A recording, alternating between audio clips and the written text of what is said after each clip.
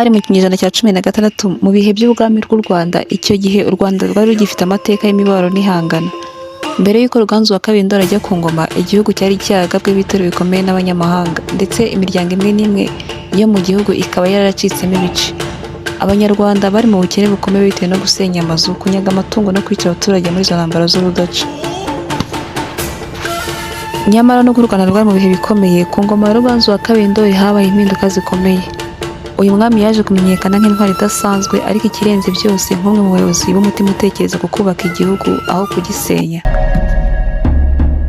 Ruganzu wa Kabiri Ndoli yavukiye mu buhungiro nyuma y'uko se Ndahiro Cyamatare yicwa n'abanzi b'u Rwanda. Mu gihe yari akiri muto, u Rwanda rwari rwarigaruriwe n'abaturanyi kandi abaturage bari mu bucakara.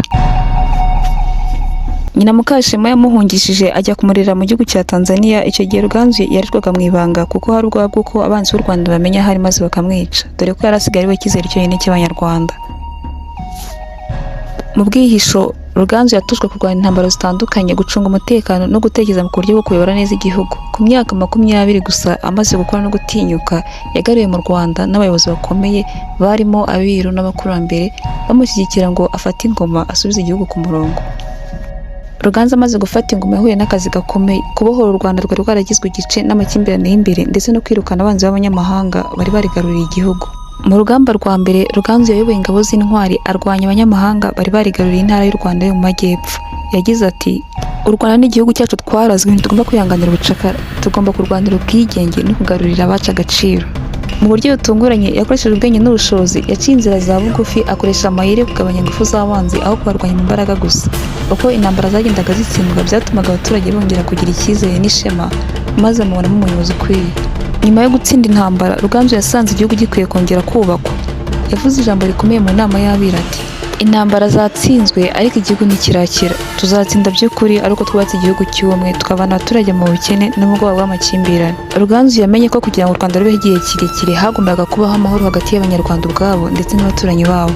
Yatangije gahunda yo guhuza Abanyarwanda binyuze mu muco no mu bukungu, asaba abantu bose bagabana neza ubutaka, maze bunga aborozi n'abahinzi bari baracitsemo ibice. Kugira ngo amahoro abe arambye, Ruganzu yarebye no ku bihugu byahanaga imbibi n'u Rwanda. Ibyo bihugu byari nka Karagwe, Bugesera na Ndorwa. Byari bisanzwe biterana n'u Rwanda kubera impamvu z'ubutaka n'ubukungu.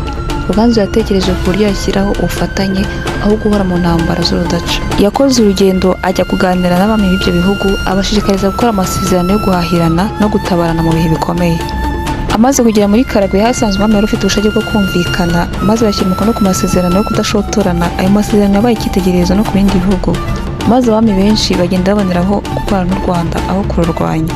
Ruganzu yabonye ko amahoro akwiye kugira ishingiro rikomeye mu mico y'Abanyarwanda. Yasubukuye umuganura, umunsi mukuru wo gushimira Imana n'imitima y'abakurambere kubera umusaruro igihugu cyabonye. Umuganura ntiwari uwo kurya gusa, ahubwo wari umwanya wo kwigisha abaturage ubumwe, ubwubahane no kwishimira ko igihugu cyabaye kimwe.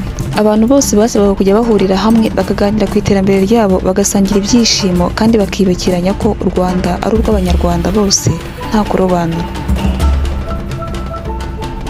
Ku ngoma ya Ruganzu, ubuyobozi bwahindutse, yakuyeho ubusumbane bushingiye ku moko n'imiryango, atangiza ubutegetsi bushingiye ku bushobozi. Aha yagize uruhare mu gushyira imbere ubworoherane hagati y'abaturage bose, bigirira umumaro igihugu mu buryo bwihuse.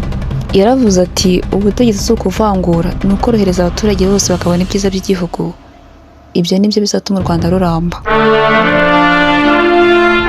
Nyuma y'imyaka irenga 15 ku ngoma, Ruganzu yapfuye afite imyaka itari myinshi, asize u Rwanda rufite isura nshya. Yashyinguwe mu Rukari rw'i Nyanza, ahitwa ku Rwibutso rw'Abami. Nubwo Ruganzu yitabye Imana, umurage w'amahoro, ubwiyunge n'ubumwe byakomeje kuba ikimenyetso cy'ubutwari bwe no gukunda igihugu.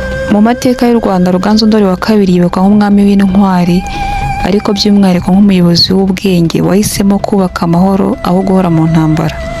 Inkuru ye igaragaza ko umutekano urambye wubakwa ku mutima utekereza kure no ku mbaraga z'ubumwe bw'abaturage.